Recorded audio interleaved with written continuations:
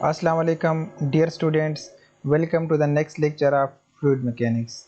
In this lecture, we will discuss about compressible and incompressible fluid. But in my previous lecture, I have already discussed about that what is fluid mechanics and what is fluid and what is the different type of substances, and also we have discussed about that what is viscosity. Okay, so now in this lecture we will discuss about that what is compressible and incompressible fluid, and also we will solve an example based on viscosity, Newtonian fluid, etc. Example को हम इसलिए solve करते हैं कि हमारे पास अगर हम किसी टॉपिक को हम डीपली स्टडी करते हैं, लेकिन अगर उस टॉपिक के ऊपर अगर हम एक एग्जाम्पल सॉल्व करते हैं तो हमारे पास जो टॉपिक जो है वो हमारे पास बिल्कुल डीपली उसको हम लर्न कर सकते हैं। ठीक है, अगर हम किसी टॉपिक पर प्रॉब्लम सॉल्व नहीं कर सकते हैं फ्लूइड मैकेनिक्स में, तो हमें वो वाला टॉपिक जो है वो अच्छी तरीके से समझ नहीं आ सकती है। ठीक है, तो इसलिए हम क्या करते हैं, पहले हम टॉपिक को डिस्कस करते हैं, उसके बाद उसकी मुताबिक हम एक एग्जांपल सॉल्व करते हैं। ठीक है, अच्छा, compressible and incompressible fluid having density constant with change in pressure is incompressible fluid.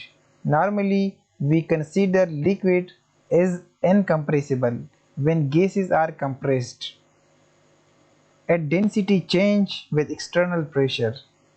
Okay, अच्छा, इसका क्या मतलब है? इसका मतलब ये है कि हमारे पास फॉर एग्जांपल एक फ्लूइड है, उसका डेंसिटी जो है वो हमारे पास, अगर हम किसी फ्लूइड को हम टेम्परेचर या प्रेशर उस पर हम चेंज करते हैं, लेकिन उसका डेंसिटी जो है वो अगेन रिमेन सेम होता है, कांस्टेंट होता है। ठीक है, तो हमारे पास इनकम्प्रेसिबल फ्लूइड होता है।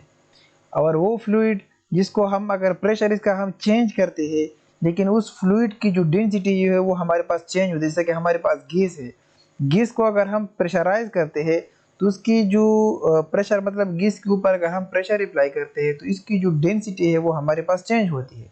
और फ्लूइड के ऊपर अगर हम प्रेशर अप्लाई करते हैं नॉर्मल जैसे कि वाटर है, उसका डेंसिटी पर कोई असर नहीं पड़ता है। ठीक है, तो ये हमारे पास कंप्रेसिबल और इनकम्प्रेसिबल फ्लूइड की डिफरेंशिएशन है। ठीक है, अच्छा, उसके बाद हम आते हैं आइडियल फ्लूइड की तरफ।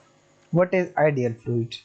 The fluid in which there is no friction, for example viscosity is zero.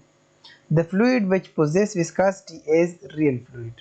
अच्छा, हमारे पास ऐसी टाइप की फ्लूइड जिसमें हमारे पास जो लेयर होते हैं, फ्लूइड की जो लेयर होते हैं, उस लेयर की दरमियान जो फ्रिक्शन होती है, जो रेजिस्टेंस होती है, वो रेजिस्टेंस अगर ज़ीरो के बराबर हो जाए या बिल्कुल ना हो इसमें, तो इसको हम कह सकते हैं कि हमारे पास आइडियल फ्लूइड है। ठीक है, मतलब हमारे पास जो भी फ्लूइड है उसका विस्कोसिटी अगर हमारे पास ज़ीरो है तो वो हमारे पास आइडियल फ्लूइड जो है वो बन जाता है। ठीक है,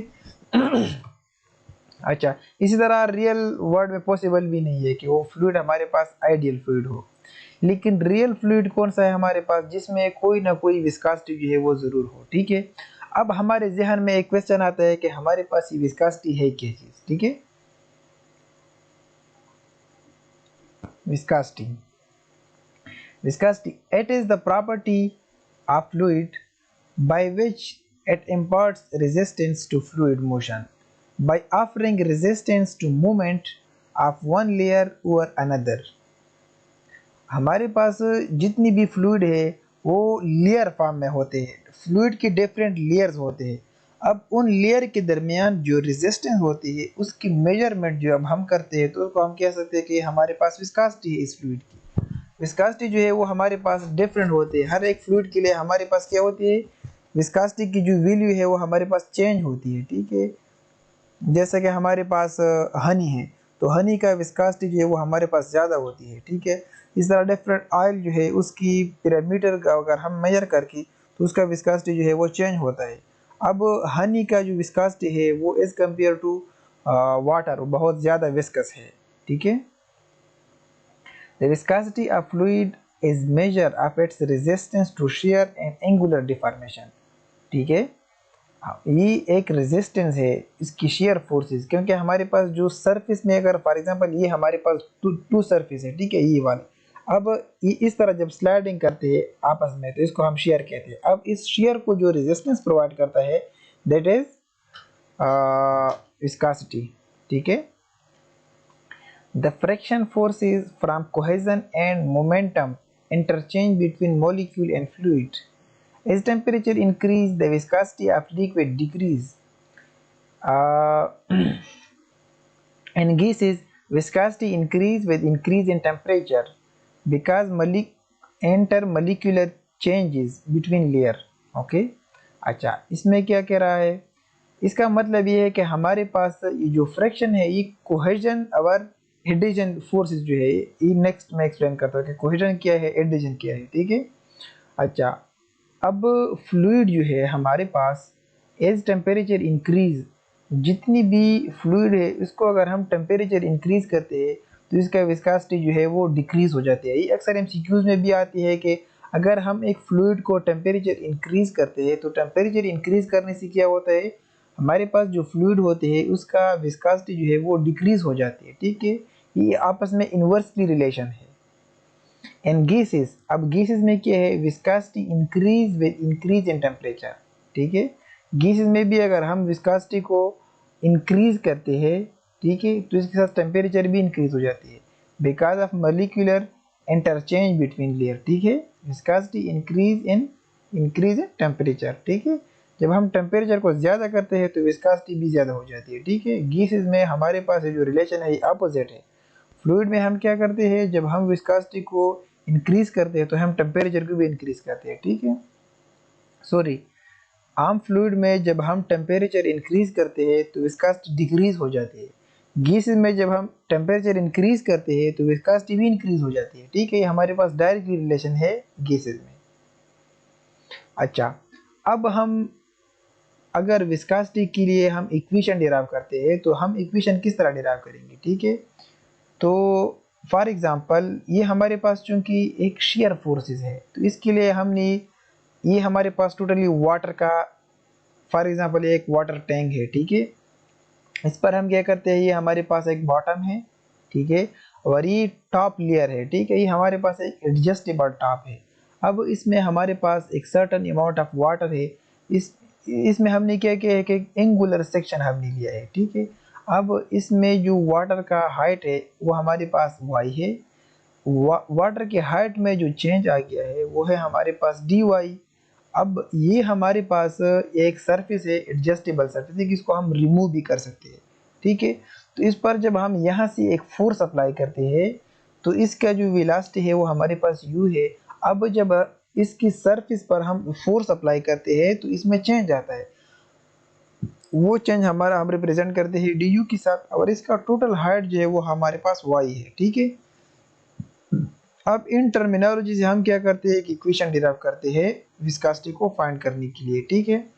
जब हम ये वाला लेयर जो है इसको अगर हम पुश करते हैं तो यहाँ पर एक फोर्सेज अप्लाई होती है। ये वाटर के सरफेस जो है ये इस प्लेट को या इस सरफेस को एक रेजिस्टेंस प्रोवाइड करते हैं, क्योंकि इसमें एक अपना विस्कोसिटी है।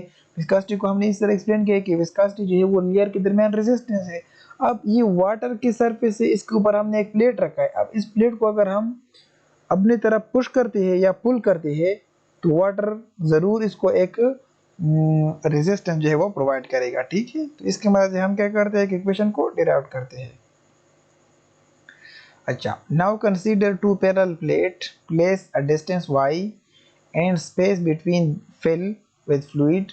Lower surface is assumed to be stationary while upper move with velocity u. Thus f directly proportional to au divided by y. ठीक है। अच्छा, अब u का क्या मतलब है, वेलोसिटी, a का क्या मतलब है, एरिया, y का क्या मतलब है, डिस्टेंस या separation distance between two plates. ठीक है। अब इस इक्वेशन को हम इस तरह एक्सप्लेन कर सकते हैं कि f is equal to proportionality को हम ख़त्म करते हैं। ठीक है। यहाँ पर हम माइक्रो पुट करते हैं, micro a u divide by y। ठीक है। अब हम क्या करते हैं, a जो है बाई क्रॉस मल्टीप्लिकेशन हम यहाँ पर शिफ्ट करते हैं। ठीक है। So F A divide by micro you divide by Y. ठीक है। अच्छा, अब हमें पता है कि जो शेयर स्ट्रेस है उसको हम टा से रिप्रेजेंट करते हैं। शेयर स्ट्रेस हमारे पास किस चीज़ के बराबर है, F divide by A, force divide by area को हम स्ट्रेस कहते हैं। लेकिन यहाँ पर जो स्ट्रेस है हमारे पास in the form of shear है, तो इस वजह से हम इसको टास्क रिप्रेजेंट करते हैं micro you divide by Y, ठीक है। अच्छा, अब हम क्या करते हैं, for d y the velocity will d u, ठीक है। अगर हमारे पास ये देखो आप यहाँ पर, ये तो हमने y के लिए इक्वेशन डिराइव किया, अगर हमारे पास dy है तो u की बजाय हमारे पास क्या होगा, du होगा। अगर हमारे पास हाइट में चेंज आ जाता है तो वो डेफिनेटली चेंज करती है du में, ठीक है। अच्छा, अब हम क्या करते हैं, देखो u पर u जो है ये हम रिप्लेस करते हैं du की मदद से, और y जो है उसको रिप्लेस करते हैं हम dy, ठीक है।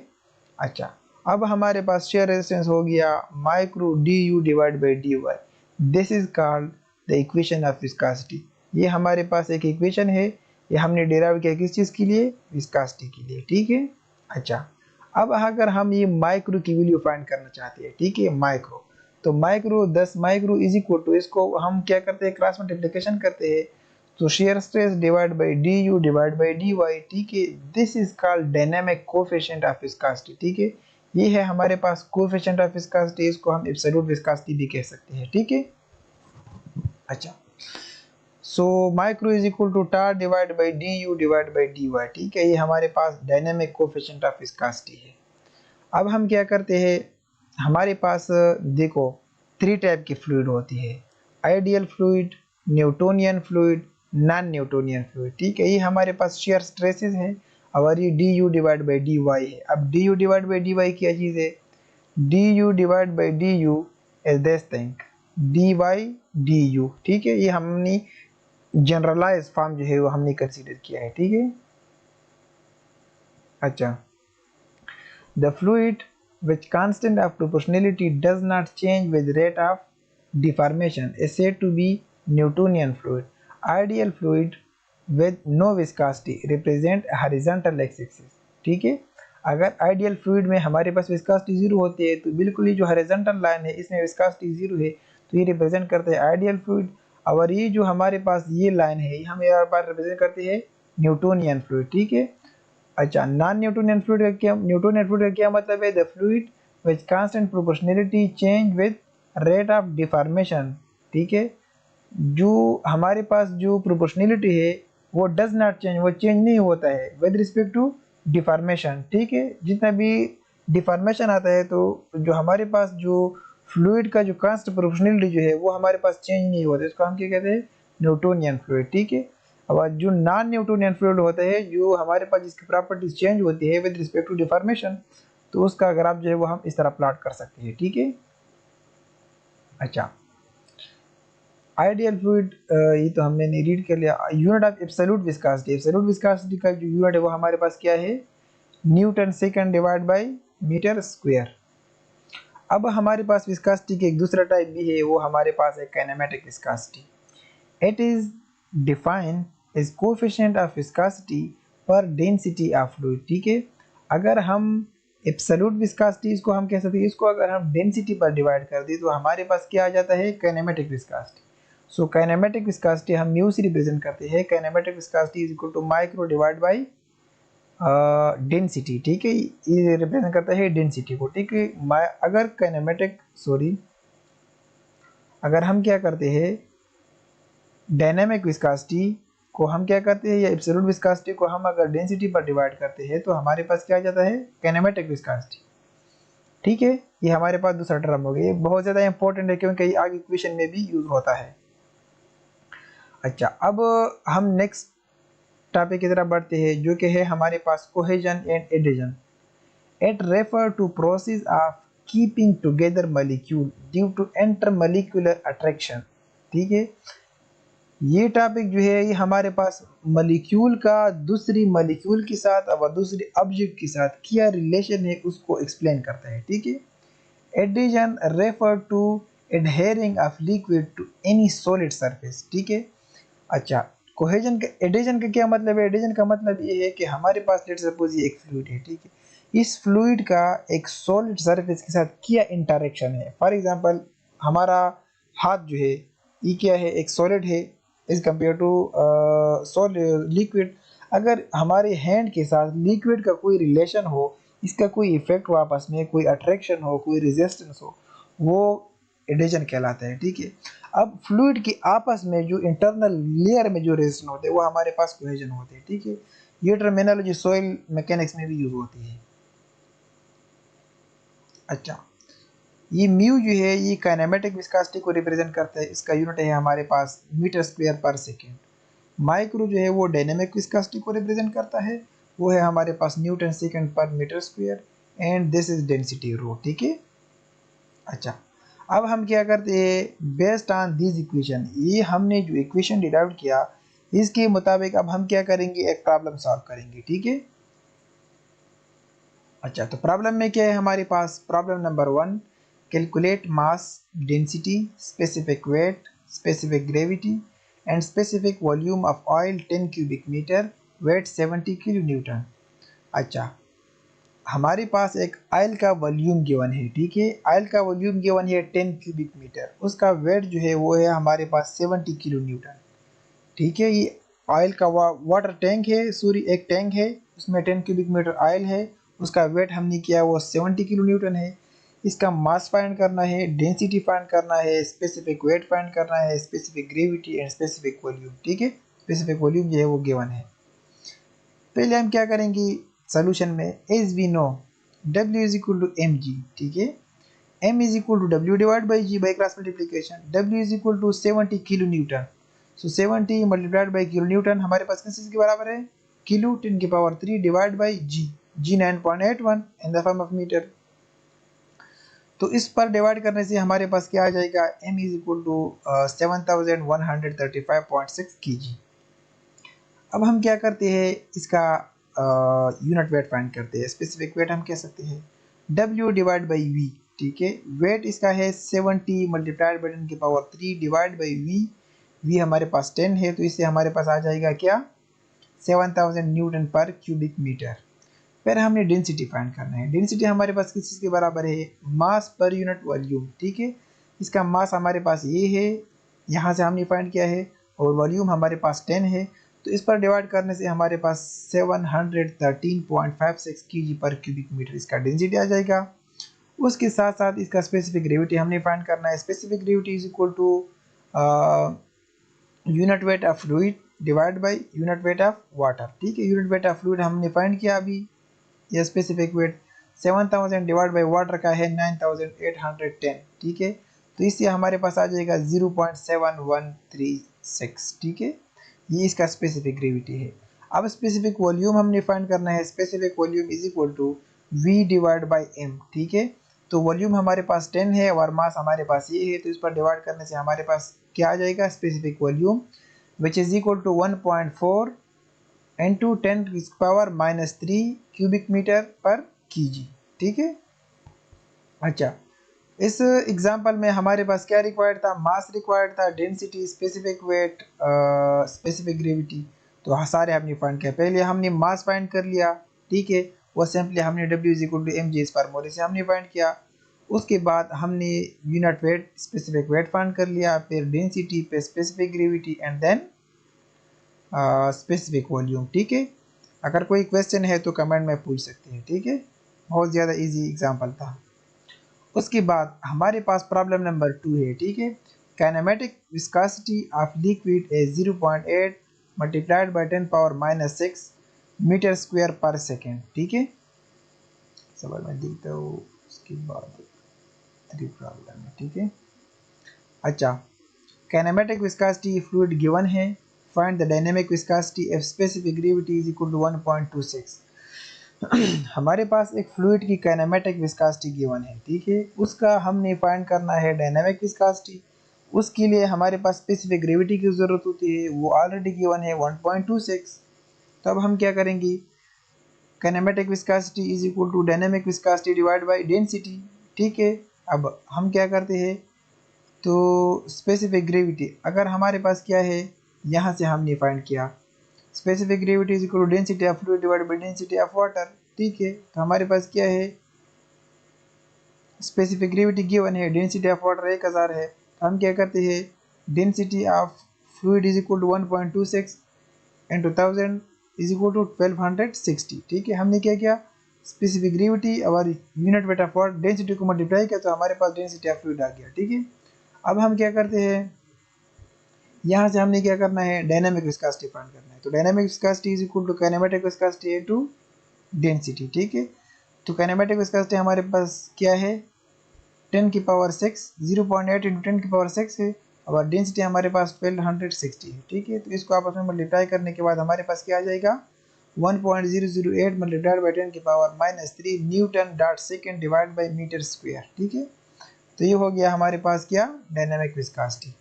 बहुत ज़्यादा इजी एग्जाम्पल था, इसमें भी अगर कोई क्वेश्चन है तो कमेंट में पूछ सकते हैं। ठीक है, इसका यूनिट हमारे पास क्या है, Newton second per square metre. अच्छा, उसके बाद हमारे पास दूसरा प्रॉब्लम है। ठीक है, इस प्रॉब्लम में क्या कहा गया है, a rectangular plate 2 metre by 1 metre. इसका मतलब है कि 2 मीटर इसका हॉरिजॉन्टल लेंथ है और 1 मीटर इसका वर्टिकल लेंथ है। Move above a fix plate at velocity of 20 meter per second. Required force of 20 Newton to maintain its speed. Find the dynamic viscosity if gap between plate is 0.0025 mm. ठीक है, अच्छा पहले हम क्या करते हैं, solution की तरफ आते हैं। गिवन डेटा हमारे पास एक प्लेट है, उस प्लेट का एरिया हमने फाइंड करना है, वो है हमारे पास 2 × 1 = 2 मीटर स्क्वायर।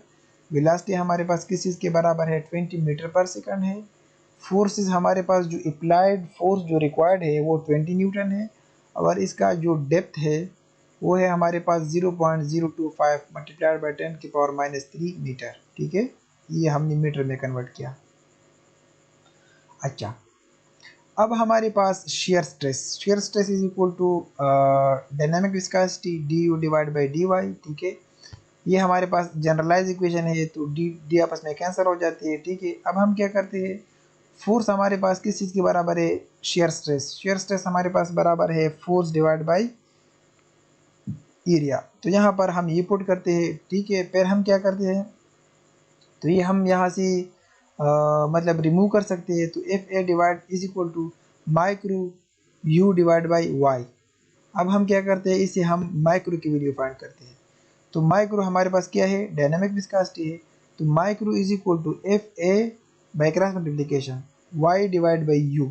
ठीक है, अच्छा अब हमारे पास क्या है, एफ हमारे पास 20 है, वाई हमारे पास 0.025 10 की पावर 3 है, एरिया हमारे पास क्या है 2 है, और यू हमारे पास वेलोसिटी जो है वो 20 है।